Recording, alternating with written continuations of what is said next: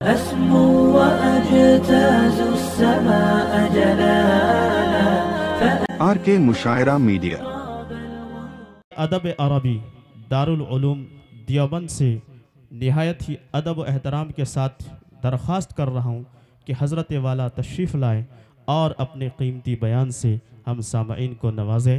میں حضرت کا استقبال اس شعر کے ساتھ کرنے جا رہا ہوں کہ ہر چند خیالوں کو یوں پرواز نہیں ملتے، ہر چند خیالوں کو یوں پرواز نہیں ملتے، پستی سے بلندی کے انداز نہیں ملتے، کچھ لوگ اپنے آپ میں ہوتے ہیں بے مثال، کچھ لوگ اپنے آپ میں ہوتے ہیں بے مثال، ان کی طرح ان کے لیے الفاظ نہیں ملتے، ان کی طرح ان کے لیے الفاظ نہیں ملتے۔ الحمدللہ نحمده ونستعینه ونستغفره ونؤمن به ونتوکل علیہ ونعوذ باللہ من شرور انفسنا ومن سیئات اعمالنا من يهده الله فلا مضل له ومن يضلله فلا هادي له وأشهد أن لا إله إلا الله وحده لا شريك له وأشهد أن سيدنا وشفيعنا وحبيبنا ومولانا محمدا عبده ورسوله أما بعد فقد قال الله تبارك وتعالى في كتابه العظيم والفرقان الحميد أعوذ بالله من الشيطان الرجيم بسم الله الرحمن الرحيم وقضى ربك ألا تعبدوا إلا إياه وبالوالدين إحسانا صدق الله العظيم وقال النبي صلى الله تعالى عليه وسلم اتقوا الله واعدلوا بين أولادكم أو كما قال عليه الصلاة والسلام وعلى آله وصحبه أجمعين۔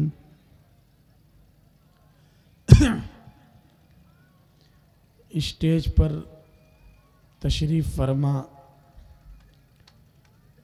گرامی قدر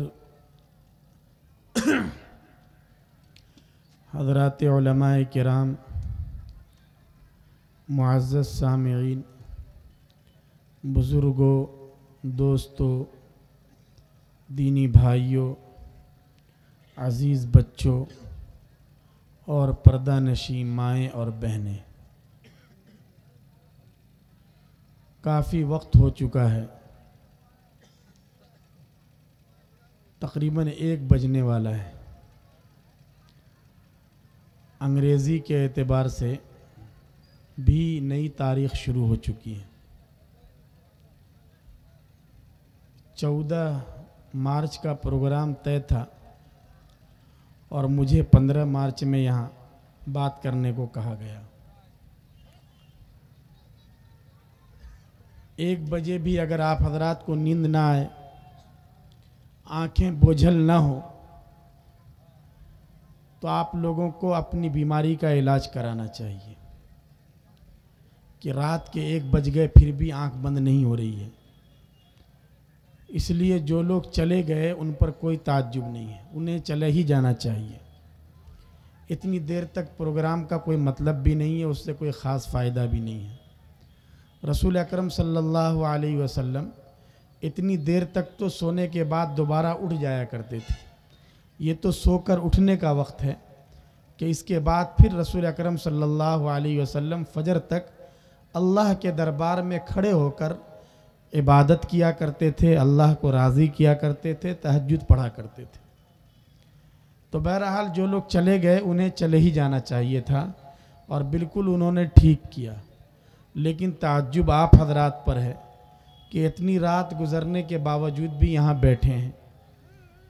یقیناً یہ علماء کے ساتھ، بزرگوں کے ساتھ، دارالعلوم دیوبند کے ساتھ اور دین کے ساتھ آپ کے تعلق کی دلیل ہے کہ آپ نے تقاضے کے باوجود اپنے آپ کو یہاں جمع رکھا ہے۔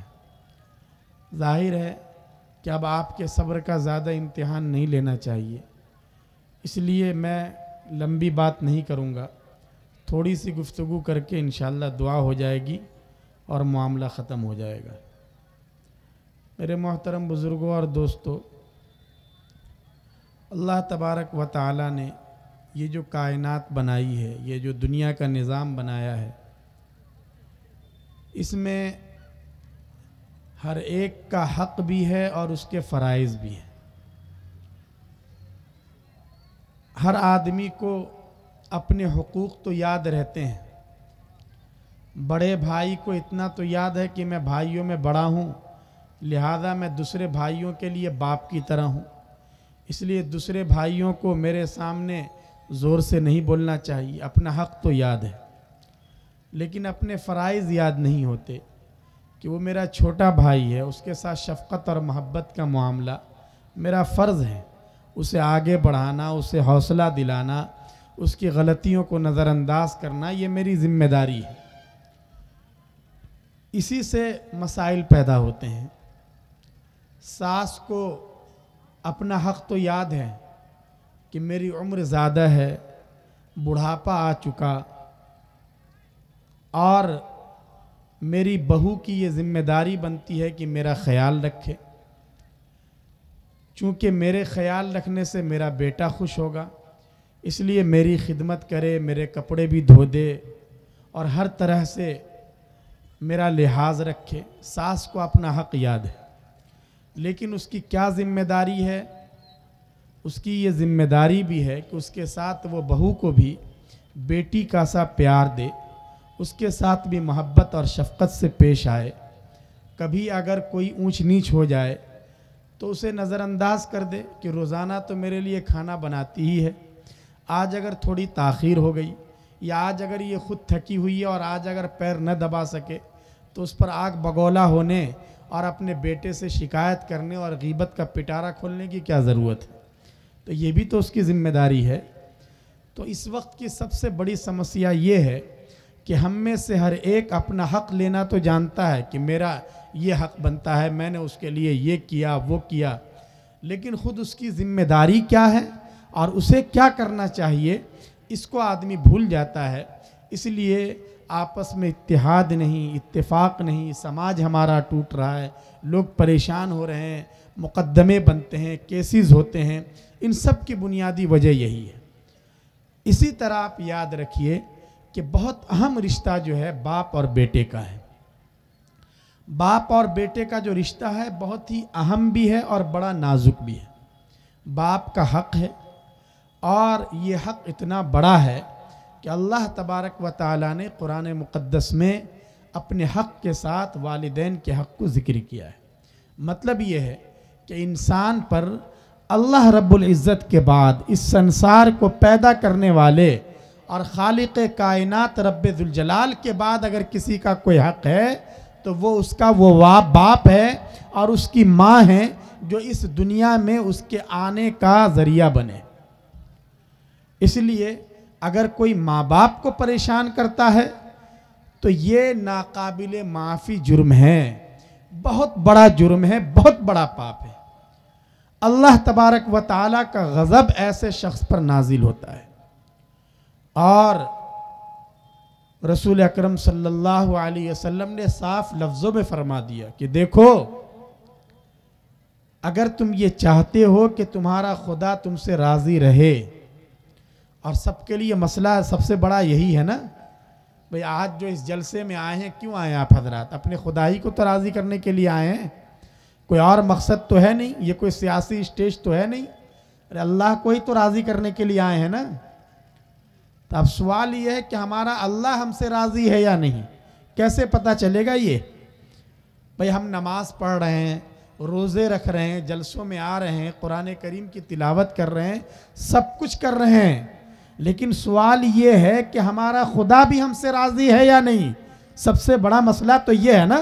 ہم لوگوں کے کام آتے ہیں، بہت لوگ لوگوں کے کام آتے ہیں، ہم لوگ اگر 10 روپے 20 روپے خرچ کر دیتے ہیں، یہاں تو وہ لوگ ہیں جو روزانہ کروڑوں روپے لوگوں کی سیوا کے لیے اور لوگوں کی بھلائی کے لیے ڈونیٹ کرتے ہیں، خرچ کرتے ہیں، لیکن ظاہر ہے کہ ان کو اس خرچ سے کچھ نہیں ملے گا، اس لیے کہ ان کے دل میں ایمان نہیں ہے، انہیں جو کچھ ہے یہی مل جائے گا، آخرت میں کچھ نہیں ملے گا۔ تو اصل مسئلہ یہ ہے کہ ہم جو بھی کام کرتے ہیں اس سے ہمارا خدا راضی ہے یا نہیں، یہ بہت بڑا اہم مسئلہ ہے۔ پیارے آقا صلی اللہ علیہ وسلم نے ارشاد فرمایا کہ دیکھو، اس کے معلوم کرنے کا طریقہ یہ ہے کہ تمہیں یہ دیکھنا چاہیے کہ تمہارا باپ بھی تم سے راضی ہے یا نہیں۔ رضا الرب فی رضا الوالد، یاد رکھو کہ اگر اس زمین پر اس دنیا میں تمہارا باپ تم سے راضی ہے تو یہ اس بات کی دلیل ہے کہ عرش پر خدا بھی تم سے راضی ہے۔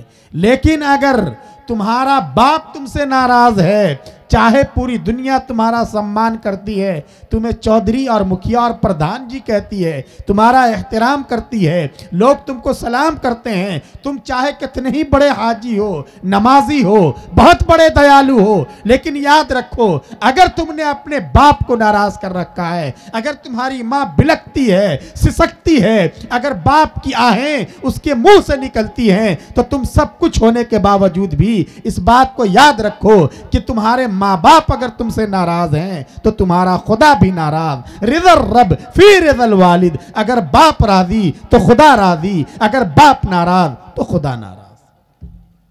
یہ رسول اکرم صلی اللہ علیہ وسلم نے ارشاد فرمایا۔ اس لیے نوجوانوں بہت اچھی طرح اس مسئلے کو سمجھ لو، اور خاص کر شادی کے بعد زندگی میں بیلنس رکھنا یہ بہت ضروری ہوا کرتا ہے۔ ایک طرف نئی نویلی دلہن ہے، بیوی کا بھی حق ہے، اس لیے کہ اللہ کے رسول صلی اللہ علیہ وسلم نے ارشاد فرما دیا، ان لزوجک علیک حقا، تمہاری بیوی کا بھی تم پر حق ہے، لیکن اس وقت اس حق کی ادائیگی میں آدمی اتنی گہرائی میں نہ چلا جائے کہ اپنے ماں باپ کو بالکل ہی بھول جائے اور پریشانی ہونے لگے کہ بیوی کی ساری فرمائشیں پوری ہو رہی ہیں، اس کے سارے تقاضے پورے ہو رہے ہیں، بچوں کا خرچ بھی چل رہا ہے، علاج بھی ہو رہا ہے، اسکول کی فیس بھی جمع ہو رہی ہے، عید کے کپڑے بھی خریدے جا رہے ہیں، تہوار سے پہلے ساری فرمائش کی چیزیں بھی پوری ہو رہی ہیں، لیکن باپ بیچارہ جو 75 سال کا ہو گیا ہے اب وہ لاٹھی اور سہارے کا محتاج ہو گیا ہے، اس کے پیروں میں کپ کپی ہے، اسے ڈاکٹر نے کہا ہے کہ تمہارا چیک اپ ہوگا، وہ پہلے مہینے کی پہلی تاریخ سے یہ آس لگائے ہوا ہے کہ مہینے کی آخری تاریخ میں میرا بیٹا مجھے پیسہ بھیجے گا،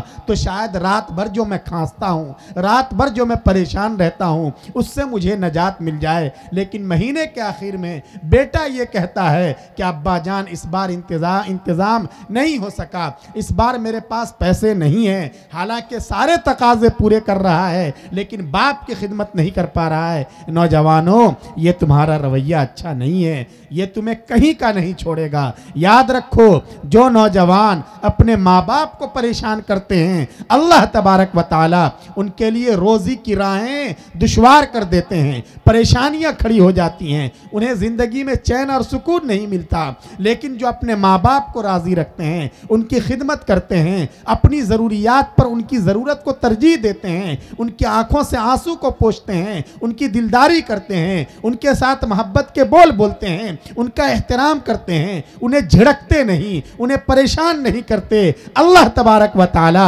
ایسے نوجوان کو زندہ جاوید بنا دیتے ہیں، سدا بہار بنا دیتے ہیں، اس کے لیے رزق کی برکت عطا کرتے ہیں، آرام اور راحت کے دروازے کھول دیتے ہیں۔ رسول اکرم صلی اللہ علیہ وسلم نے ارشاد فرمایا، ما اکرم شاب شیخا لسنی الا قید اللہ لہ من یکرمہ عند سنی، کہ جو نوجوان کسی بوڑھے کا احترام کرتا ہے، چاہے وہ بوڑھا اس کا باپ ہو یا نہ ہو، تو آپ اس سے اندازہ لگا سکتے ہیں کہ اگر وہ بوڑھا خود اس کا باپ ہے تب اس کی اہمیت کتنی بڑھ جائے گی۔ پیارے آقا صلی اللہ علیہ وسلم فرماتے ہیں جو نوجوان کسی بوڑھے کا احترام کرتا ہے اس کو 2 انعام ملتے ہیں۔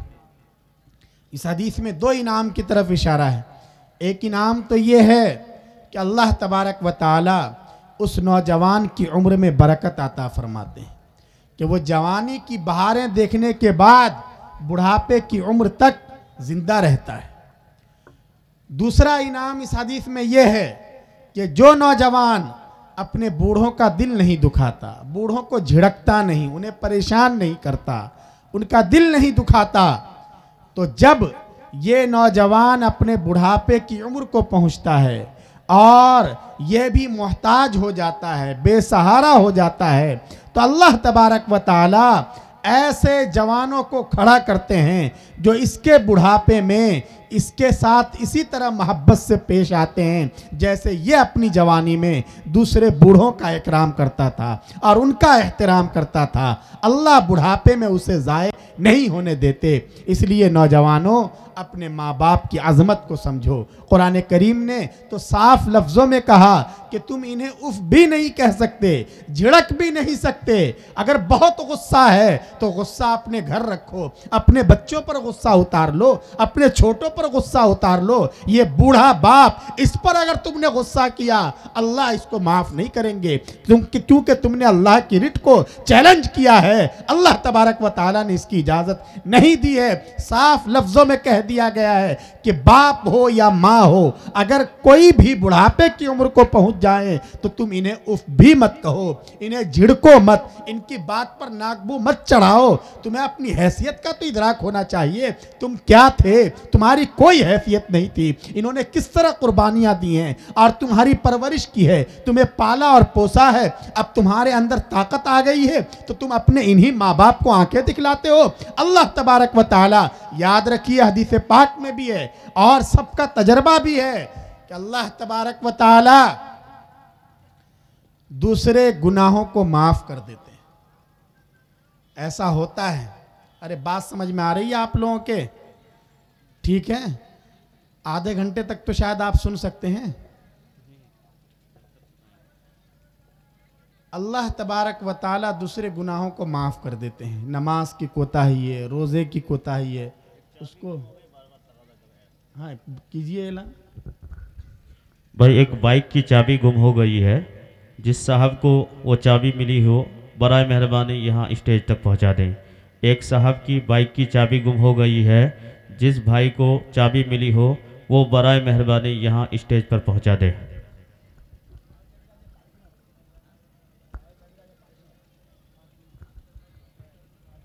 بھائی گاڑی والے سے گزارش ہے، آپ کی چابی پارکنگ میں ہے، وہاں سے لے لیں۔ ایک چابی اور آ گئی، کہہ دیجئے یہ جن کی چابی ہے بھی لے لیں۔ یہ ایک دوسری چابی یہاں آ چکی ہے، جس کی ہو وہ یہاں سے لے جائے۔ یہ تالے کی چابی ہے، یہ بائک کی چابی نہیں ہے، گھر کے تالے کی چابی ہے۔ تو اللہ تبارک و تعالی دوسرے گناہوں کو معاف کر دیتے ہیں، نماز کی کوتاہی کو معاف کر دیتے ہیں، روزے کی کوتاہی کو معاف کر دیتے ہیں، یا کبھی معاف نہیں کرتے تو اس کی سزا کو اللہ تبارک و تعالی مؤخر کر دیتے ہیں۔ ہر آدمی جو پاپ کرتا ہے اس کو اسی دنیا میں اس پاپ کی سزا مل جائے یہ کوئی ضروری نہیں ہے۔ اور ایسا ہوتا ہے نا، ہر گناہ کی سزا دنیا میں نہیں ملا کرتی۔ لیکن نوجوانوں اچھی طرح سمجھ لو، اگر کوئی شخص ماں باپ کو پریشان کرتا ہے اور ان کا خیال نہیں رکھتا، انہیں ستاتا ہے، ان کا دل دکھاتا ہے، تو اللہ تبارک و تعالی ایک تو اس سزا کو معاف نہیں کرتے، اس گناہ کو اللہ معاف نہیں کرتا ہے۔ یہ بہت بڑا جرم ہے، ناقابل معافی پاپ ہے، بہت بڑا روگ ہے یہ۔ تو اگر کوئی آدمی اپنے ماں باپ کو ستاتا ہے اللہ اس کو معاف نہیں کرتے۔ اور دوسرے یہ کہ اس سزا کو ٹالا بھی نہیں جاتا، آخرت میں جو سزا ہونی ہے وہ ہوگی۔ اللہ تبارک و تعالی ایسے شخص کو دنیا میں ہی دکھلا دیتے ہیں کہ ماں باپ کو پریشان کرنے کا انجام کیا ہوتا ہے۔ نوجوانوں دیکھ لو، جتنے لوگ ہیں جو اپنی بہوؤں سے پریشان ہیں یا یہ کہ اپنے بیٹوں سے پریشان ہیں، اکثر وہ ہیں جنہوں نے اپنی صحت اور جوانی کی عمر میں اپنے ماں باپ کا دل دکھایا ہے۔ یہ بوڑھی بوڑھی ساسیں یہ لمبی لمبی باتیں کرتی ہیں اور انہیں یہ شکوہ ہے، ان کی آنکھوں سے آنسو بہتے ہیں کہ ہماری بہو ہمارا خیال نہیں رکھتی، میرا بیٹا میری بات نہیں سنتا؟ ذرا اس کا ریکارڈ پیچھے کا دیکھ لو، جب یہ جوان تھی تو اس نے بھی اپنی ساس کو اور اس نے بھی اپنے باپ کو بہت پریشان کیا تھا۔ یہ تو دستور ہے اور اللہ کا ضابطہ ہے۔ اللہ اس گناہ کی سزا کو ایک تو معاف نہیں کرتے، اور دوسرے یہ کہ مرنے سے پہلے ہی اس سزا کو اسے بھگتنا پڑتا ہے۔ کتنی خطرناک سزا ہے لوگوں، اس لیے خدا کے واسطے ایسی حرکت مت کرو۔ دوسرا کوئی گناہ ہو جائے اللہ سے معافی مانگ لو، لیکن کوشش کرو کہ یہ گناہ ہم سے نہ ہونے پائے۔ ماں باپ اللہ کی بہت بڑی نعمت ہیں، ان کو ہمیشہ خوش رکھو، اللہ کاروبار میں برکت دیں گے، اللہ کھیت میں برکت دیں گے، اللہ رزق میں برکت دیں گے، اللہ دکان میں برکت دیں گے۔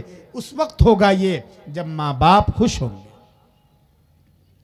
لیکن اگر ماں باپ کو ناراض کر دیا تو پھر کہیں کے نہیں رہے، اور اس میں بھی باپ کی اطاعت ضروری ہے، باپ کی بات ماننا ضروری ہے، لیکن حسن سلوک کے اعتبار سے ماں کا درجہ باپ سے بڑھا ہوا ہے۔ ماں اس کی زیادہ مستحق ہے کہ اس کا خیال رکھا جائے، اس کی آنکھوں سے آنسو کو پوچھا جائے، اس کی سسکیوں اور اس کے آہو بکا کا خیال رکھا جائے، یہ اس کا زیادہ لحاظ رکھنا چاہیے۔ اس لیے ہمیشہ اس کا خیال ہو کہ ہماری کسی بات سے ہمارے ماں باپ کا دل نہ دکھے، انہیں کوئی پریشانی نہ ہو۔ رسول اکرم صلی اللہ علیہ وسلم کے زمانے میں کئی واقعات ایسے پیش آئے بعض، کہ جہاں آدمی کا آخری وقت ہے لیکن اس کی روح اٹک رہی ہے، روح نکل ہی نہیں رہی ہے، پریشان ہے، وہ بہت پریشان ہے، تڑپ رہا ہے، لوگوں سے دیکھا نہیں جا رہا ہے کہ یہ آدمی کس طرح تڑپ رہا ہے، پریشان ہو رہا ہے۔ رسول اللہ صلی اللہ علیہ وسلم سے عرض کیا گیا، آپ نے اس کی ماں کو بلایا، پتہ چلا اس کی ماں موجود ہے، بلایا اور کہا کہ تم اپنے بیٹے کو معاف کر دو۔ ماں نے بہت دکھ دیکھا تھا اپنے بیٹے سے، اس نے منع کر دیا کہ نہیں، میرا بیٹا اس لائق نہیں ہے کہ میں اسے معاف کروں۔ یقیناً اس نے ماں کو بڑا ستایا ہوگا۔ ماں باپ کا دل تو بڑا ہوتا ہے اپنی اولاد کے لیے، ماں کی زبان سے یا باپ کی زبان سے آہ اسی وقت نکلتی ہے جب اولاد بھی حد سے آگے گزر جاتی ہے، تبھی ان کی زبان سے آہ نکلتی ہے۔ تو وہ بڑھیا اڑ گئی، کہنے لگی نہیں، میں اسے معاف نہیں کروں گی۔ رسول اللہ صلی اللہ علیہ وسلم نے فرمایا چلو لکڑیاں اکٹھی کرو اور اس میں آگ لگاؤ۔ لکڑیوں میں آگ لگا دی گئی۔ اس کے بعد آپ نے فرمایا کہ اس بڑھیے کے اس بیٹے کو زندہ اس آگ کے اندر ڈال دو، آگ میں جھونک دو۔ بہرحال ماں ہوتی ہے، وہ گھبرا گئی اور اس نے کہا یا رسول اللہ یہ آپ کیا کرنے جا رہے ہیں؟ آپ نے فرمایا یہ کم ہے، تمہاری ناراضگی اس سے کہیں زیادہ سخت ہے اور اس کی سزا یہی ہے کہ اسے زندہ آگ میں جھونک دیا جائے۔ وہ کہنے لگی یا رسول اللہ میں اپنے لاڈلے کو، جگر کے ٹکڑے کو، چاہے اس نے زندگی بھر مجھے بہت ستایا ہے، بہت پریشان کیا ہے، لیکن میں اسے اپنی آنکھوں سے آگ میں جلتا ہوا نہیں دیکھ سکتی۔ یا رسول اللہ میں اپنے کلیجے پہ پتھر رکھ کر میں اسے معاف کرتی ہوں۔ جیسے ہی اس بوڑھی ماں نے اپنے بیٹے کو معاف کیا، فوراً ہی چین اور اطمینان کے ساتھ اور سکون کے ساتھ اسے قرار آ گیا اور اس کی روح پرواز کر گئی اور وہ اللہ تعالیٰ کے یہاں پہنچ گئے۔ تو اس سے آپ اندازہ لگا سکتے ہیں کہ ماں باپ کو ستانا کتنا بڑا جرم ہے۔ اس لیے اس کا بڑا خیال رکھنا چاہیے، ہماری کسی بات سے، ہمارے کسی کام سے ماں باپ کا دل نہ دکھے، ہمیشہ اس کی فکر کرنی چاہیے۔ اور اگر کسی کے والدین اس دنیا سے جا چکے اگر ہیں اور اب تک اس طرح کی حرکتیں ہوتی رہی ہیں تو جا کر ان سے معافی مانگے اور عہد کرے کہ آئندہ ہم اپنے ماں باپ کو نہیں ستائیں گے، انہیں پریشان نہیں کریں گے۔ ارے سب لوگ عہد کرتے ہیں یا نہیں کرتے ہیں؟ لیکن اگر ماں باپ اس دنیا میں ہیں ہی نہیں، یہاں سے جا چکے ہیں اور وہ اپنی قبروں میں پہنچ چکے ہیں، تو اس کے لیے حدیث پاک میں اور علماء نے لکھا ہے کہ جس کے والدین اس دنیا سے چل بسے ہوں تو بیٹے کو یہ کرنا چاہیے کہ اپنے اس دنیا سے چلے جانے والے ماں باپ کے لیے خوب دعائے خیر کرے، مغفرت کی دعا کرے، خوب ایصال ثواب کرے، اس کی طرف سے صدقات اور خیرات کرتا رہے، اور باپ کے جو دوست و احباب ہیں، ان کے رشتہ دار ہیں، جن لوگوں کے ساتھ باپ کا اٹھنا بیٹھنا تھا، جن لوگوں کے ساتھ لگاؤ تھا، بیٹے کو چاہیے کہ ان کو تلاش کر کے ان کے ساتھ لگاؤ رکھے، ان کے ساتھ تعلقات رکھے، کبھی انہیں چائے پلا دے کہ چچا آپ کی میرے والد صاحب کے ساتھ بڑی دوستی تھی، میرے ابا کو آپ سے، میرا ابا کا دل آپ سے بہت ملتا تھا، آج میں آپ کو چائے پلانا چاہتا ہوں، آپ کسی دن میرے گھر تشریف لے آئیے، کبھی ان کی دعوت کر دے۔ حدیث پاک میں ہے کہ ان اعمال کی وجہ سے بھی وہ بیٹا جس نے زندگی بھر اپنے باپ کی نافرمانی کی ہے لیکن وہ بھی فرما بردار لکھا جاتا ہے، تو مرنے کے بعد اس کا یہی طریقہ ہے کہ خوب ایصال ثواب کرے، صدقہ خیرات کرے، باپ کے ملنے جلنے والوں کے ساتھ سلوک کرے، ان کا احترام کرے، ان کے ادب کا لحاظ رکھے، باپ نے جو وصیتیں کی ہیں ان وصیتوں کو نافذ کرے، باپ کے ذمے اگر نمازیں ہیں یا روزے ہیں تو علماء سے مسئلہ پوچھ کر اس کی ادائیگی کی جو شکل ہو اس شکل کو اختیار کرے۔ اگر آدمی ان اعمال کو کرتا ہے تو امید ہے کہ مرنے کے بعد بھی اللہ تبارک و تعالی اس کے باپ کو اس بیٹے سے راضی کر دیں گے اور وہ اس گناہ کے بھیانک نتائج سے بچ جائے گا۔ تو بہرحال ہم سب کو اس کا خیال رکھنا چاہیے، کوئی گھر ایسا نہیں جس میں اس طرح کا مرض نہ ہو، جہاں ماں باپ کو نہ ستایا جاتا ہو، پریشان نہ کیا جاتا ہو۔ اس لیے ہمارے یہاں چین نہیں ہے، سکون نہیں ہے اور بہت پریشانیاں ہیں، اس لیے اس کا بہت زیادہ خیال رکھنے کی ضرورت ہے۔ اس کے ساتھ ساتھ ظاہر ہے کہ یہ لمبا موضوع ہے، وقت کم ہے، اس کے ساتھ ساتھ یہ تو والدین کے حقوق ہیں اور ہر بیٹے کے لیے اور بیٹی کے لیے ضروری ہے کہ وہ اپنے ماں باپ کے حق کا خیال رکھے، لیکن جیسا کہ میں نے شروع میں عرض کیا کہ شریعت میں کہیں بھی ایک طرفہ بات نہیں کی جاتی ہے، جیسے ماں باپ کے حقوق ہیں، باپ کا حق ہے، اسی طرح اولاد کا بھی حق ہے۔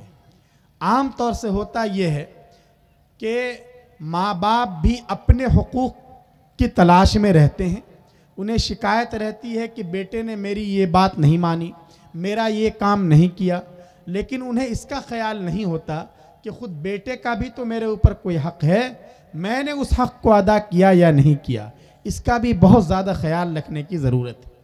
بیٹے کا حق کیا ہے؟ بیٹے کا حق جو ہے باپ پر اسی وقت سے شروع ہو جاتا ہے جب وہ بچہ ابھی اس دنیا میں آیا ہی نہیں ہے، پیدا ہی نہیں ہوا، اور پیدا بھی کیسے ہو جائے گا؟ ابھی اس کے باپ کی ہونے والے باپ کی شادی ہی نہیں ہوئی ہے، اس سے پہلے اس بچے کا اس باپ پر حق لازم ہو جاتا ہے۔ اب سوال یہ ہے کیا ہے یہ حق، اور وہ باپ کیسے اس حق کو ادا کرے گا جبکہ اس کا بیٹا بھی پیدا ہی نہیں ہوا، اس کا نام پتہ بھی معلوم نہیں ہے، تو کیسے حق کو ادا کرے گا؟ حدیث پاک میں بتلایا گیا ہے کہ دیکھو ایک جوان اگر شادی کرنا چاہتا ہے، نکاح کرنا چاہتا ہے، تو وہ یہ آزاد نہیں ہے کہ جس لڑکی سے چاہے نکاح کر لے، جسے چاہے اپنی بیوی بنا کر لے آئے، چاہے اس کے اخلاق خراب ہوں، اس کا کریکٹر داغدار ہو، اس کا دھرم اور مذہب کچھ بھی ہو، نہیں، وہ لڑکا آزاد نہیں ہے، بلکہ اس لڑکے پر، اس ہونے والے باپ پر، آئندہ پیدا ہونے والے بچے کا یہ حق ہے کہ وہ اپنے لیے ایسی لڑکی کا انتخاب کرے جس میں دینداری ہو، جس میں تقوی ہو، جس میں اللہ کا خوف ہو، جس کی نگاہیں نیچی رہتی ہو، جو پردے کا اہتمام کرتی ہو، جو قرآن کریم کی تلاوت کر سکتی ہو، جس کی زبان قینچی کی طرح نہ چلتی ہو، جس کے اندر چھوٹے اور بڑے کا لحاظ اور احترام ہو۔ اس لیے کہ یہ نوجوان اگر ایسی دیندار لڑکی کو اپنی بیوی بنا کر اپنا گھر بسائے گا تو آئندہ اس کی کوکھ سے جو بچہ جنم لے گا اور اس کی گود میں جو بچہ پلے گا اور بڑھے گا وہ اپنے وقت کا ولی اللہ بنے بنے گا، وہ اپنے وقت کا اللہ کا نیک بندہ بنے گا، وہ صالح بنے گا، وہ بزرگ بنے گا۔ لیکن اگر یہ نوجوان کسی ایسی لڑکی کو اپنی بیوی بنا لیتا ہے جس کے اندر اللہ کا خوف نہیں ہے، جو نہ جانے کیا کیا نظریہ رکھتی ہے، اس کے دین اور دھرم کا ٹھکانہ نہیں ہے، تو اس کی گود میں جو بچہ پلے گا اور بڑھے گا وہ شیطان تو ہو سکتا ہے لیکن اچھا انسان نہیں ہو سکتا۔ اس لیے بچے کا پہلا حق یہ ہے نوجوانوں کہ جب نکاح کرنے کا وقت آئے تو آنکھ بند کر کے نکاح مت کرو۔ حدیث پاک میں ہے تنکح المرأۃ لاربعین، کہ کسی بھی لڑکی سے جو نکاح کیا جاتا ہے اور اسے شادی کا پیغام دیا جاتا ہے وہاں 4 بنیادیں ہوتی ہیں۔ لجمالہا، کبھی تو اس لیے اس سے نکاح کرنے کی رغبت ہوتی ہے کہ اس کے پاس خوبصورت ہے، یہ بہت اللہ نے اس کو حسن اور جمال کی دولت سے نوازا ہے تو اس بنیاد پر اس سے نکاح کیا جاتا ہے۔ ولی مالیہا، اور کبھی اس لیے بھی نکاح کیا جاتا ہے کہ نوجوان یہ سمجھتا ہے کہ بڑے باپ کی بیٹی ہے، زمیندار کی بیٹی ہے، اگر یہ میری بیوی بن گئی تو جہیز میں اچھی خاصی پراپرٹی یا اچھی خاصی گاڑیاں میرے گھر کے سامنے بھی آ جائیں گی اور میں بھی مالدار ہو جاؤں گا، تو کبھی مال کی بنیاد پر نکاح کیا جاتا ہے۔ ولی حسبیہا، اور کبھی اس لیے نکاح کیا جاتا ہے کہ اس کا باپ علاقے میں اس کا بڑا نام ہے اور نامی گرامی لوگوں میں شمار ہوتا ہے، یہ ہمارے ایریے کے پورو ودھائک جی ہیں، ان کی بیٹی ان کی پوتی ہے، اگر میں اس سے نکاح کروں گا تو 4 گاؤں میں میرا بھی نام ہوگا کہ میں فلاں کا داماد ہوں اور اس طرح میری بھی ناک اونچی ہو جائے گی، تو سب نسب کی وجہ سے بھی نکاح کیا جاتا ہے۔ پیارے آقا صلی اللہ علیہ وسلم نے فرمایا چوتھی بنیاد یہ ہے وَلِدِينِهَا، کہ اس لیے کوئی لڑکا کسی لڑکی سے نکاح کرتا ہے کہ چاہے اس کے اندر دوسری چیزیں ہیں یا نہیں لیکن اس کے اندر یہ خوبی ہے کہ اس کے اندر دینداری ہے، یہ پڑھی لکھی ہے، یہ سمجھدار لڑکی ہے، یہ اپنے چھوٹے اور بڑے کا احترام کرتی ہے، اللہ سے ڈرتی ہے، بغیر پردے کے کبھی شاپنگ کے لیے نہیں جاتی، آج تک محلے کے کسی جوان نے اس کی زبان سے نکلے ہوئے الفاظ نہیں سنے، وہ کسی کے ساتھ اس طرح ہنس کے بات نہیں کرتی ہے، ہمیشہ اپنے وقار کا خیال رکھتی ہے، اگر جانا ہوتا ہے پردے کا اہتمام کرتی ہے، چاہے اس کے باپ کے پاس پیسے نہیں ہیں لیکن وہ نوجوان اس سے نکاح کرتا ہے اس کی دینداری کی وجہ سے، اس کے تقوی کی وجہ سے، اس کے خوف الہی کی وجہ سے۔ پیارے آقا صلی اللہ علیہ وسلم نے ارشاد فرمایا فَاظْفَرْ بِذَاتِ الدِّينِ، کہ نوجوانوں دنیا کے چکروں کو چھوڑو، تم جمال کے بجائے، مال کے بجائے اور حسب نسب کے بجائے تم دینداری کو بنیاد بناؤ، اس لیے کہ دوسری چیزیں وہ ٹمپریری ہیں، وہ ختم ہو جائیں گی، جمال اور حسن بھی ڈھل جائے گا، مال بھی آج ہے کل نہیں ہے، اور تم صرف بڑا نام لے کے کیا کرو گے، اس لیے تم دینداری کو بنیاد بناؤ، اس کے اخلاق کو بنیاد بناؤ، اس کی تعلیم کو بنیاد بناؤ، اس سے تمہارا گھر آباد ہو جائے گا، تمہاری نسلوں کی حفاظت ہوگی، تمہاری نسلوں کی تربیت ہوگی۔ پیارے آقا صلی اللہ علیہ وسلم نے یہ تعلیم دی ہے، اس لیے اس مرحلے میں ہمیشہ دینداری کو بنیاد بنانا چاہیے دوسری چیزوں کو دیکھنے کے ساتھ ساتھ۔ تو یہ پہلا حق یہ ہے کہ آدمی اپنے بچے کو یہ دیندار بنانے کی فکر کرے اور اس کے پہلے ہی اس کے لیے کوششیں شروع کر دے۔ اسی طرح دوسرا حق بچے کا یہ ہے کہ وہ اسے جینے کا حق دے۔ اللہ تبارک و تعالی جس انسان کو، جس بچے کو یا بچی کو اس دنیا میں بھیجتے ہیں، اللہ اس کے رازق ہیں، اللہ اس کے لیے سارا نظام کرتے ہیں۔ انسان کے بس میں کیا ہے؟ کچھ بھی نہیں ہے۔ پہلے جاہلیت میں، عربوں کے زمانے میں یہ چلا آتا تھا کہ اگر بیٹی پیدا ہوتی تھی تو اس کو زندہ دفن کر دیا کرتے تھے، اسے زندہ رہنے کا ادھیکار نہیں ہوتا تھا۔ قرآن کریم میں اللہ تبارک و تعالیٰ نے منع کر دیا وَلَا تَقْتُلُوا أَوْلَادَكُمْ خَشْيَةَ إِمْلَاقٍ، کہ نہیں، زندہ رہنے کا اس کا یہ حق ہے جو اللہ نے اسے دیا ہے، تم اپنے بچے کو ختم نہیں کر سکتے۔ تم یہ سمجھ کر کہ الٹرا ساؤنڈ کے ذریعے پتہ چل گیا ہے کہ اس کے پیٹ میں جو بچہ ہے وہ بیٹی ہے، مجھے بیٹی نہیں چاہیے، اس لیے اسے ماں کے پیٹ میں ہی ختم کرانے کی کوشش کرو۔ اللہ فرماتے ہیں کہ نہیں، یہ تم نہیں کر سکتے. لا تقتلوا اولادکم خشیۃ املاق. تم یہ سوچو کہ میرے پاس آمدنی کم ہے, میرے پاس زمین جائیداد کم ہے, 2 ہی بیٹے ہیں ہی پہلے سے, اگر تیسرا بیٹا بھی آ گیا, تیسری بیٹی بھی آ گئی تو پھر ان کے حصے میں بہت کم جائیداد آئے گی. اللہ فرماتے ہیں کہ تم اس چکر میں مت پڑو. نحن نرزقہم وایاکم.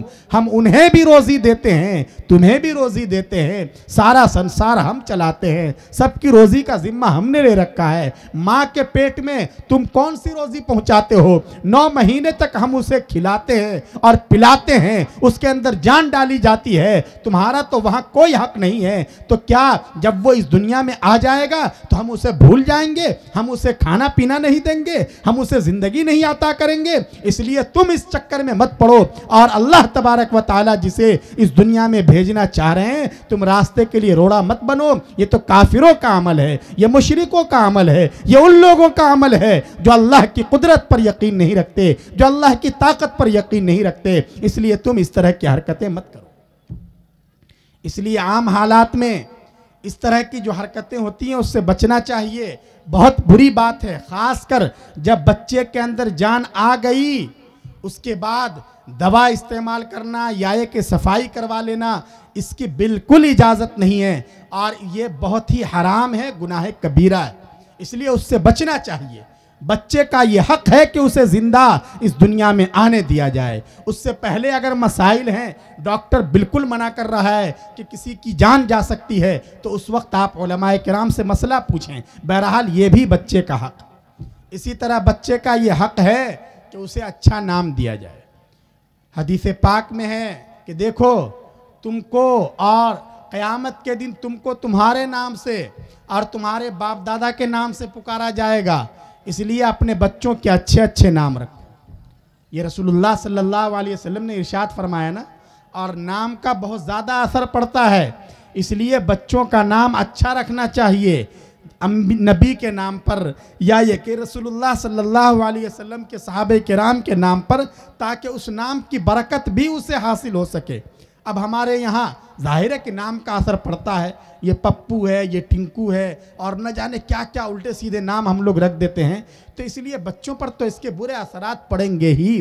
نام کا بھی ایک اثر ہے. بعض روایات میں ہے کہ قیامت کے دن جب کوئی نیک عمل نہیں رہے گا تو آخری آرڈر یہ ہوگا کہ جن کے نام اچھے اچھے ہیں وہ سب ایک طرف ہو جائیں اور سب جنت میں چلے جائیں. اس لیے نام اچھا رکھنا یہ بیٹے کا حق ہے.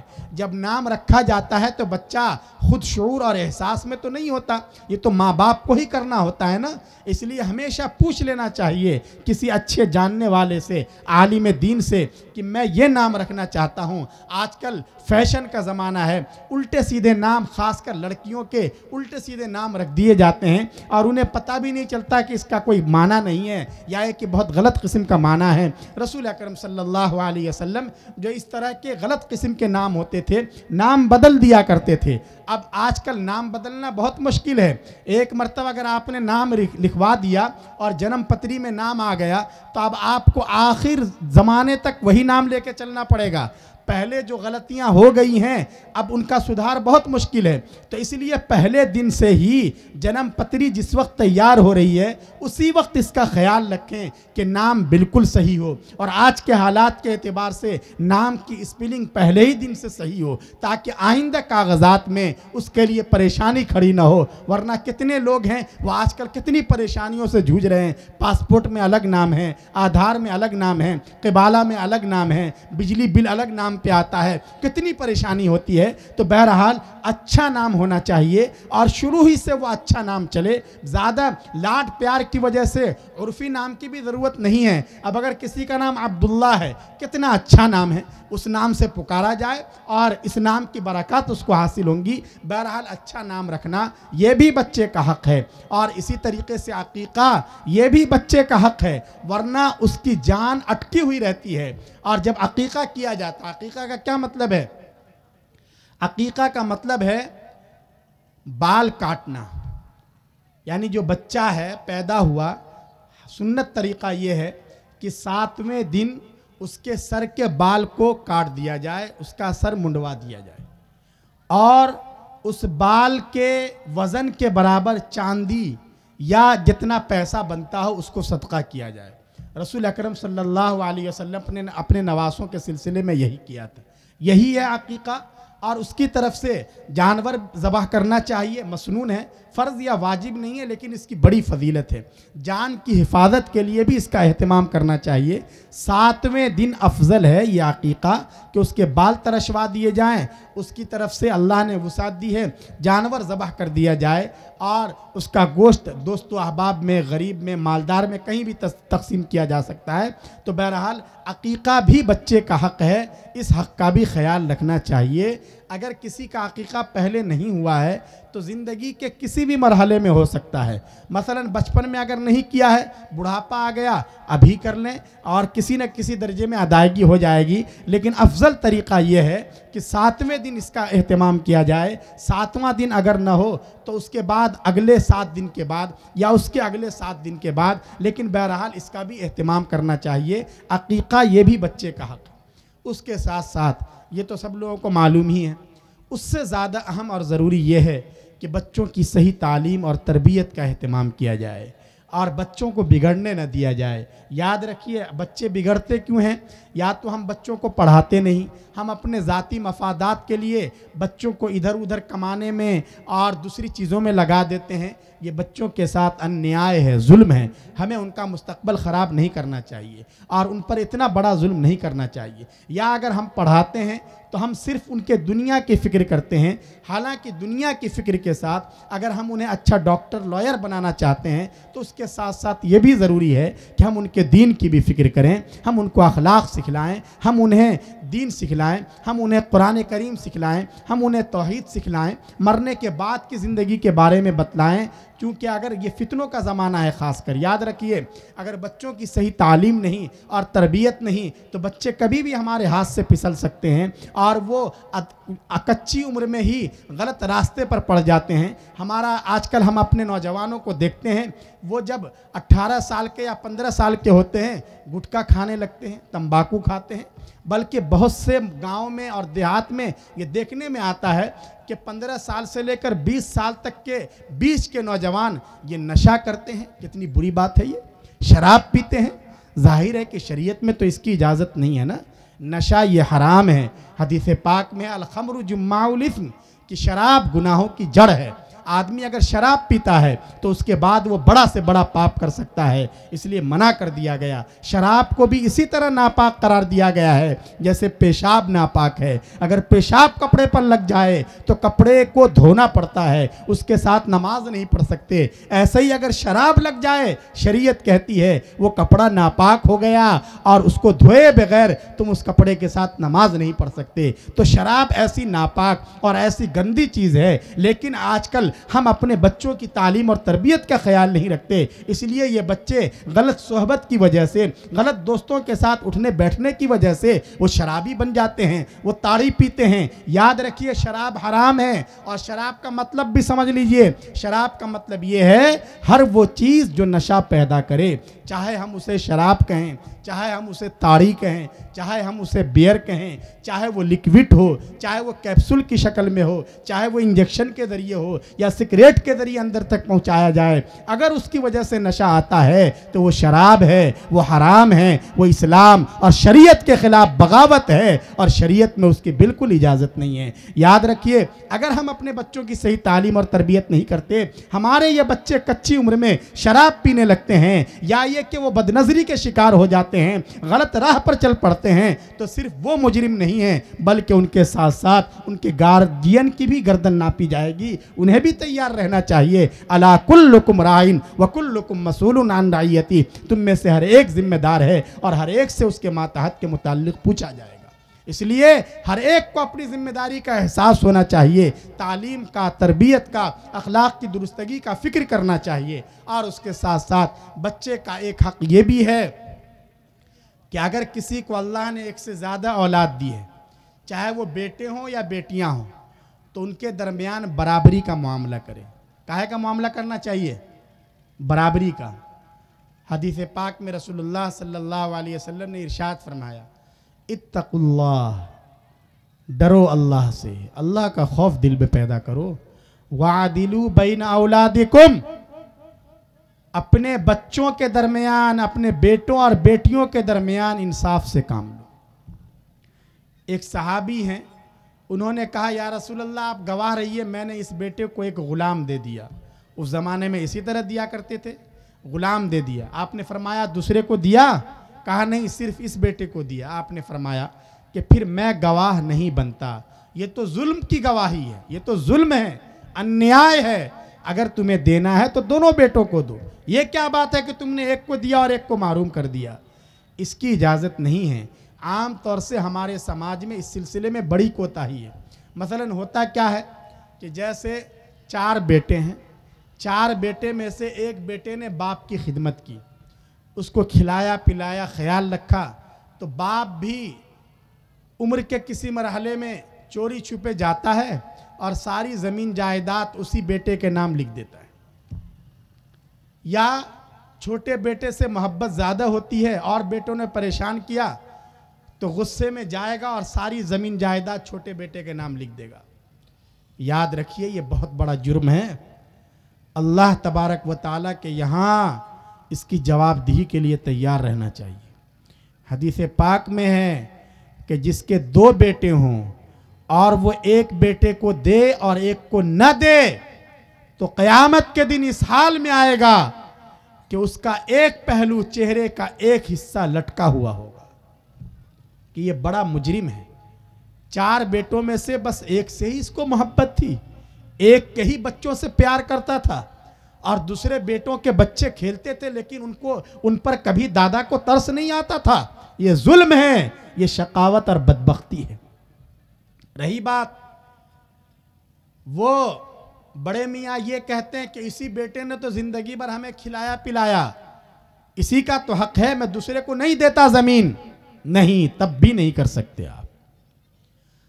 اگر اس نے آپ کی خدمت کی ہے، اللہ اسے دے گا، اتنا دے گا کہ جس کا اس نے تصور بھی نہیں کیا ہوگا، سوچا بھی نہیں ہوگا۔ اور جن بیٹوں نے آپ کی خدمت نہیں کی، اللہ ان سے نمٹ لے گا، اللہ ان کے یہاں بے برکتی عطا کرے گا، اللہ ان کو سزا دے گا۔ لیکن آپ کو یہ حق نہیں ہے کہ محض اس وجہ سے کہ اس بیٹے نے زیادہ خدمت کی ہے ہم زمین اس بیٹے کے نام کر دیں۔ یہ ظلم ہے اور انیائے ہے۔ لوگوں کان کھول کے سن لو، اس مسئلے کو یاد رکھنا چاہیے۔ اس لیے کبھی بھی اگر کوئی گھر کا بٹوارہ کرنا ہے یا زمین کا بٹوارہ کرنا ہے یا پیسے ہیں ان کو دینا ہے، سب بیٹوں کے درمیان برابری کے ساتھ تقسیم کرنا چاہیے۔ یہ تو ہوتا ہے کوئی زیادہ خدمت کرتا ہے، کوئی کم خدمت کرتا ہے، اس کی وجہ سے آپ کسی کو وراثت سے محروم کر دیں، اس کی اجازت نہیں ہے۔ بلکہ علماء نے یہ مسئلہ لکھا ہے۔ مسئلہ کیا ہے میراث کا؟ مرنے کے بعد اگر باپ مر جائے تو بیٹے کو ڈبل ملتا ہے اور بیٹی کو اس کا آدھا حصہ ملتا ہے۔ اگر کسی کا انتقال ہو گیا اور اس کے مرنے کے بعد ایک بیٹا اور 2 بیٹی ہیں، کتنے ہیں؟ ایک بیٹا اور 2 بیٹی، تو اس کی ساری جائیداد کا جو بٹوارہ ہوگا وہ 4 حصوں میں ہوگا۔ کتنے حصوں میں؟ 4 حصوں میں۔ ایک حصہ بڑی بیٹی کو، ایک حصہ چھوٹی بیٹی کو، 2 بیٹیوں کا ہو گیا۔ باقی جو 2 حصے بچے ہیں وہ مل جائیں گے اس کے اکلوتے بیٹے کو۔ اور یہی مسئلہ ہے نا، بیٹے کو ڈبل ملتا ہے اور بیٹی کو آدھا ملتا ہے۔ ہم لوگ چونکہ بیٹیوں کو دیتے ہی نہیں ہیں، ہمارے یہاں بہنوں کو میراث دینے کا مزاج ہی نہیں ہے۔ سب لوگ بہنوں کا حق کھا کھا کر اور بالکل ظالمانہ طریقے سے، ناجائز طریقے سے اس کی آمدنی کے ذریعے اپنے آپ کو جہنم کا ایندھن بنا رہے ہیں اور سوچ رہے ہیں آخرت میں دیکھ لیا جائے گا۔ وہاں اس سے نمٹنا اتنا آسان نہیں ہوگا، بڑا مشکل ہوگا۔ بہن کی محبت یہیں رہ جائے گی اور وہاں ساری بہن باپ کے سینے پہ سوار ہو کے اپنا اپنا حق لینے کے لیے تیار رہے گی۔ اس لیے لوگوں اس کو کھیل مت سمجھو، جس کا جو حق بنتا ہے اپنی بہنوں کو، اپنی پھوپھیوں کو، اپنے بھانجوں کو بلا بلا کر ان کا حق دے دو تاکہ گردن پر کسی کا بوجھ نہ رہے اور سکون اور اطمینان کے ساتھ اس دنیا سے جا سکو۔ بہرحال یہ تو میراث کا مسئلہ ہے، بیٹے کو ڈبل اور بیٹی کو آدھا۔ لیکن اگر کوئی اپنی زندگی میں جائیداد تقسیم کرنا چاہتا ہے تو اس کے لیے علماء نے مسئلہ یہ لکھا ہے کہ اب آدھا اور پورے ایک حصے کا مسئلہ نہیں رہے گا، بلکہ اسے برابر تقسیم کرنا پڑے گا۔ جتنا بیٹے کو دے رہا ہے بیٹی کو بھی اتنا ہی دیا جائے گا۔ یہ جو ہے کہ بیٹی کو آدھا، یہ مرنے کے بعد ہے، یہ عام طور سے مسئلہ بتایا جاتا ہے۔ تو اس سے آپ اندازہ لگا سکتے ہیں کہ برابری کرنا کتنا ضروری ہے۔ حتیٰ کہ بعض علماء اور بعض صحابہ کرام کے بارے میں یہ ہے کہ وہ اپنے چھوٹے چھوٹے بچوں کا جو بوسہ لیا کرتے تھے تو اس میں بھی خیال رکھا کرتے تھے کہ اگر میں نے اس کا بوسہ لیا ہے تو ایک بار اس کو بھی پیار کر لوں، اس کا بھی بوسہ لے لوں، ورنہ اس کا بہت برا اثر پڑتا ہے۔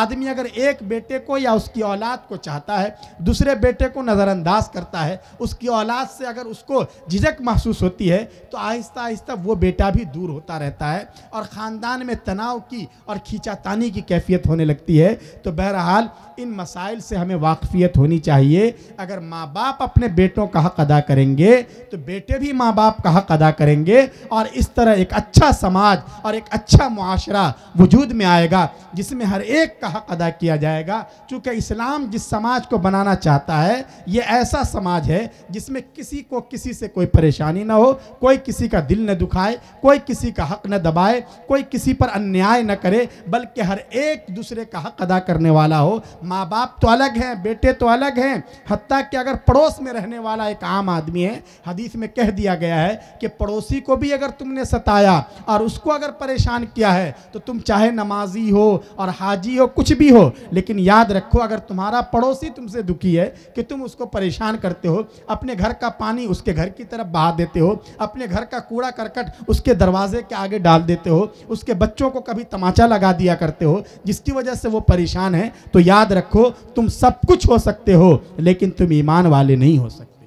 لا یؤمن من لا یأمن جارہ بوائقہ، اس کا ایمان ہی نہیں ہے جس کی کے شر سے اور جس کی پریشانی سے اس کے پڑوس میں رہنے والا آدمی محفوظ نہ ہو۔ تو ایک ایسا سماج، ایسا معاشرہ بنانا چاہیے، اور اس کی ہم سب کو فکر کرنی چاہیے کہ ہماری ذات سے کسی کو تکلیف نہ پہنچے۔ اگر ہم باپ ہیں تو اولاد کا ہمارے اوپر حق ہے، ہم ان حقوق کی ادائیگی کی فکر کریں، اور ہم بیٹے ہیں اور ظاہر ہے کہ ہر کوئی کسی نہ کسی کا بیٹا ہے، تو پھر بیٹے کو اس کا خیال رکھنا چاہیے کہ ہمیں اپنے باپ کا دل نہیں دکھانا ہے۔ ہمارے اگر ماں نے آنسو بہا دیے تو پھر ہم اسی آنسو میں غرق ہو جائیں گے، ہماری دنیا بھی تباہ ہو جائے گی اور آخرت بھی تباہ ہو جائے گی۔ اس لیے لوگوں، مرنے سے پہلے پہلے اپنے ماں باپ کو راضی کر لو، ان کا دل مت دکھاؤ، انہیں پریشان مت کرو۔ اگر غلطی ہو گئی ہے معافی مانگ لو، ان کے قدموں میں پڑ جاؤ۔ تمہاری کیا حیثیت ہے ماں باپ کے سامنے؟ کوئی حیثیت نہیں ہے، ان کے قدموں میں گر جاؤ۔ ماں باپ کا دل بڑا ہوتا ہے، وہ تمہیں معاف کر دیں گے اور تمہارے گناہوں سے چشم پوشی کر لیں گے۔ اس لیے اپنے ماں باپ کو کسی بھی طرح راضی کر لو، اور اگر ماں باپ اس دنیا سے جا چکے ہیں تو ان کے لیے خوب رو، خوب گڑگڑاؤ، اپنے اللہ سے ان کے لیے معافی مانگو، ان کے لیے ایصال ثواب کرو، ان کے نام پر مسجد مدرسے کی مدد کرو، لوگوں کو کھانا کھلاؤ، ان کے ملنے جلنے والوں کے ساتھ اچھے تعلقات رکھو، اور استغفار بھی کرتے رہو، اللہ سے معافی مانگتے رہو۔ اللہ تبارک و تعالیٰ انہیں راضی کر دیں گے۔ اللہ مجھے بھی توفیق دیں، آپ حضرات کو بھی توفیق عمل سے نوازیں۔ آمین۔ وآخر دعوانا الحمدللہ رب العالمین۔